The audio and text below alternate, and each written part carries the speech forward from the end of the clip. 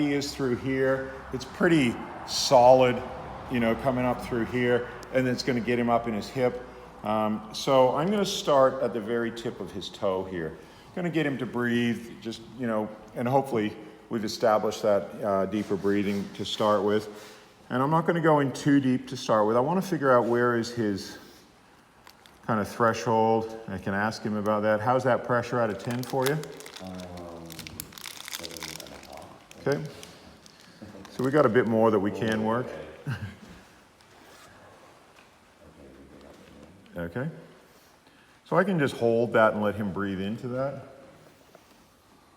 and direct the energy at different areas, different points. See, I can change the chopstick, and it really produces a different feeling.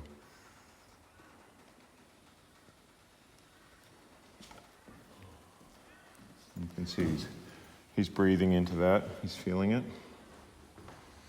But it shouldn't be overwhelming, okay? So it's that difference. It's like, well, that's intense, but I can breathe into it. And again, with this point in particular here, I'm finding that spot, and it's ever so slight, either no movement at all, where I'm just projecting a bit of energy through there of my own, into that spot like a laser.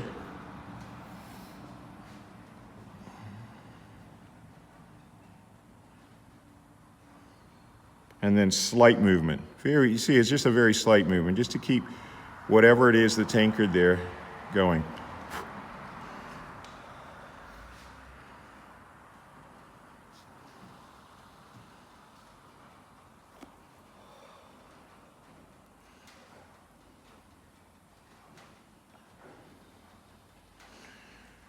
Remember, patience and perseverance are very, very important.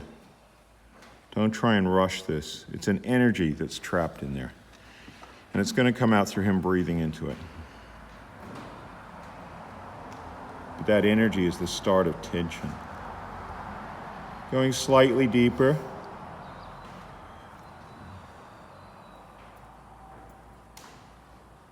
About an 8 now, or still 7.5? No. 8.5, yeah. Yeah. I'm going to just move along slightly.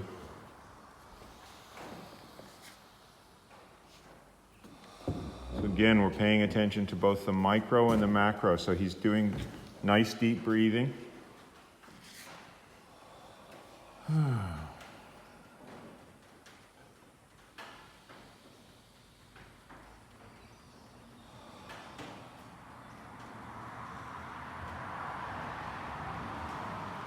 And we're just holding and slightly moving that point. And then I'm going to move again, another few millimeters to the side there. Again, just into that point.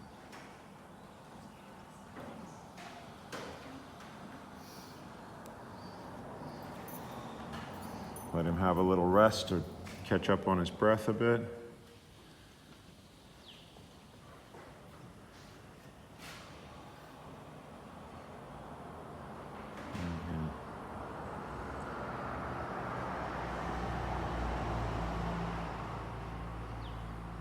I'm going to go a little bit of a sort of a lighter run over to start with.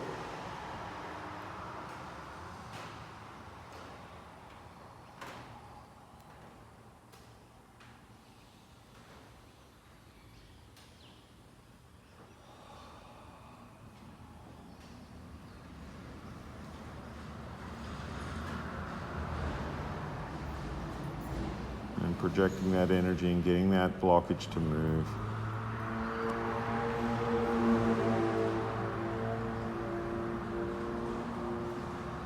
And then another few millimeters.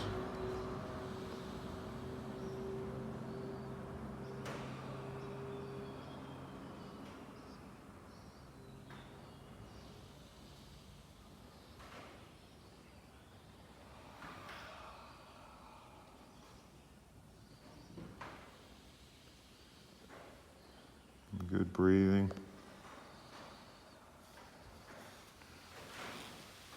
You can see, you know, a little bit of flinching from time to time, which means that, you know, I'm up there in terms of his threshold. So again,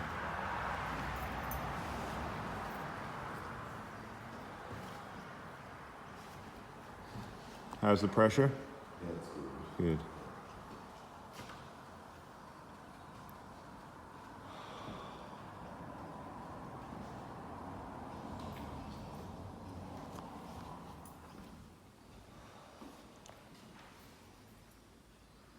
Again, just moving it.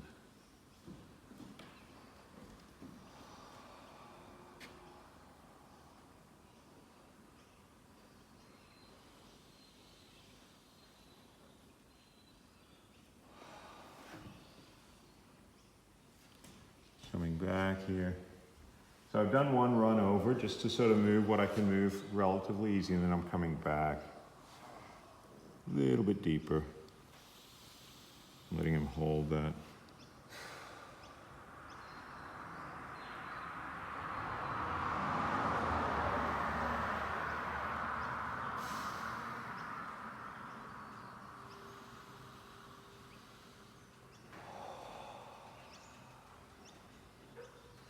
And just that slightest movement there, just to stimulate the, you know, getting it moving, basically, the trapped energy. You can see as soon as that slight movement, it's the tiniest little movement, he feels it like a large, you know?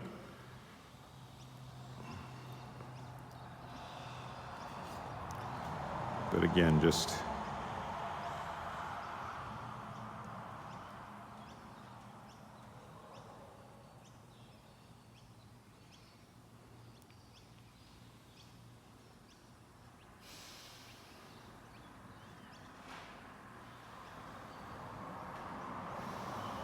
how's that out of 10 there? About 8, okay.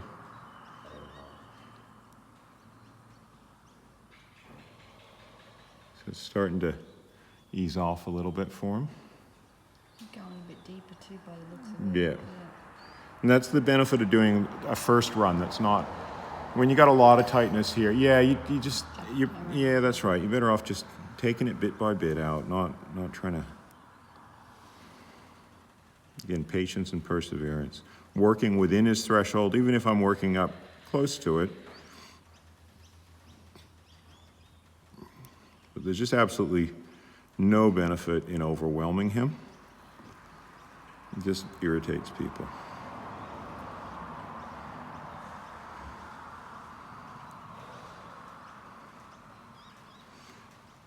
It's a bit pokey in this part of the foot, so I'm easing off my pressure, and again, just seeing what I can get to move here.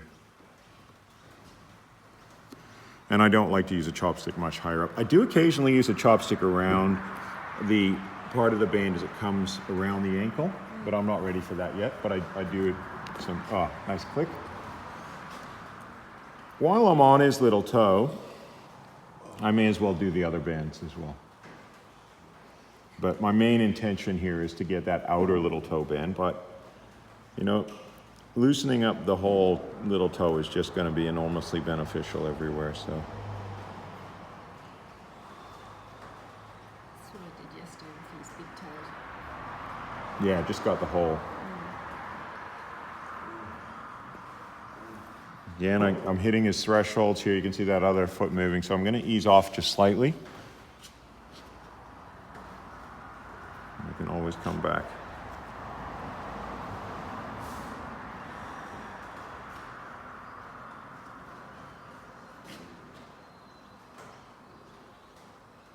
Okay, so I'm going to come back to that one. I'm going to do this one, which is going to be the basis of the upper little toe band, and you can see some tension kind of coming up through here. It's not as bad as the other one, but let's just get rid of it anyway.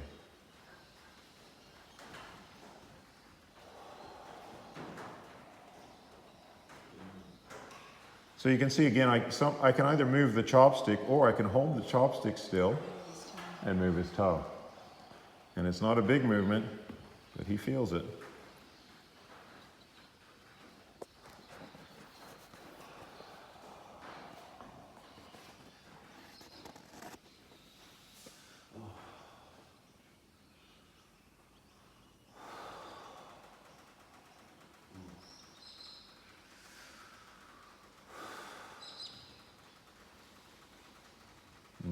just gonna, this time I'm gonna move a little bit between the points that I've already done.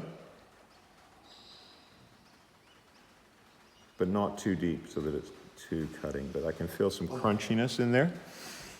It's like little grains of sand. Again, paying attention to his rhythm of breath.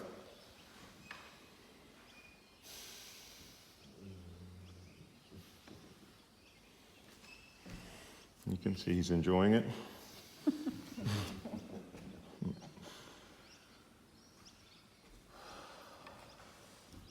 Again here, never work in that area of the nail bed, right? We're a little bit below. And then again, I can move the toe to create a movement within that point. Or I can just hold that point and let him breathe into it. Start to come down.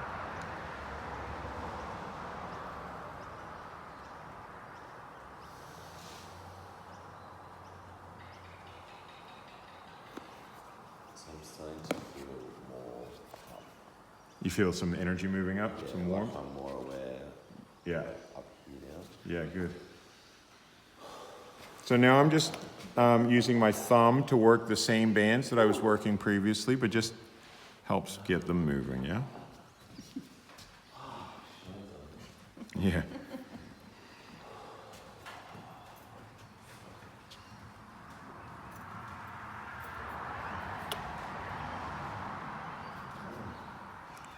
So that combination of I'm rolling over the band with my thumb, plus I'm moving the toe, is just, it's going to get all this trapped stuff moving up.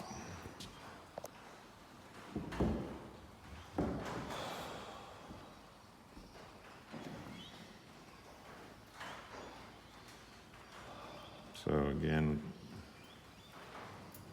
I'm going to hold the pressure point between those two, move it around.